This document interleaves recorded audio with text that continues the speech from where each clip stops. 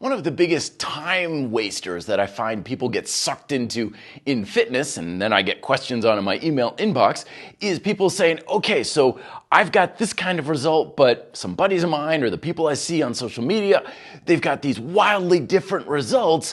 Why do you think that they're more successful than I am? And what can I do about it? Well, at first, there's a lot of stuff out there saying, well, don't compare yourself to others. But that's impossible because contrast and compare is just what we subconsciously do. I got two circles here. You instantly thought, well, one of them is bigger, just even by noticing it. So when you see somebody performing or looking a certain way, of course it's going to be a natural comparison between that and what you do and have and so forth. So not being able to contrast and compare yourself with another person is completely impossible to prevent from happening. But it's what we do with the comparison that matters. So we may look at something and say, okay, great, they've got much better results, but why do you think that is? But no matter what we do, and no matter what answers we strive to come up with, it's always going to be completely a speculative guess. That's because any sort of given result, whether someone's losing a lot of weight, building muscle, high performance, that end result is the product of thousands upon thousands of influences that have built up over years and years of time.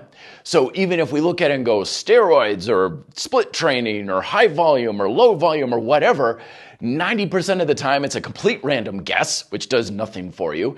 And even if you do notice a difference, how much that thing that's different is responsible for the difference between the two is anybody's guess as well. And even then, even if it's like, okay, well, they've got this split routine and I'm doing full body, there's no reason to think, well, that would actually be beneficial to you. They may be doing something that's good for them, but it might actually be counterproductive to yourself. So at the end of the day, it's a guessing game, and you're never going to get the answers you actually need or can use.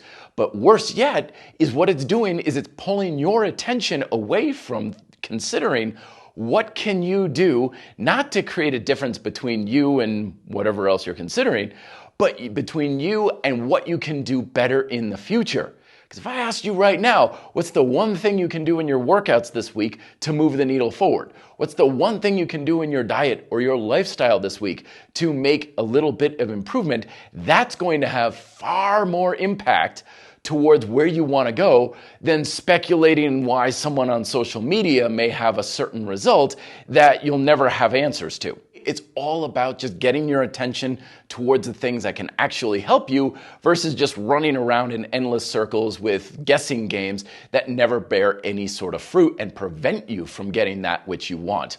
Little philosophical thoughts for you today. More videos here. Like and share if you enjoy this, and let me know if you have questions down below. Thank you very much for watching. Be fit and live free.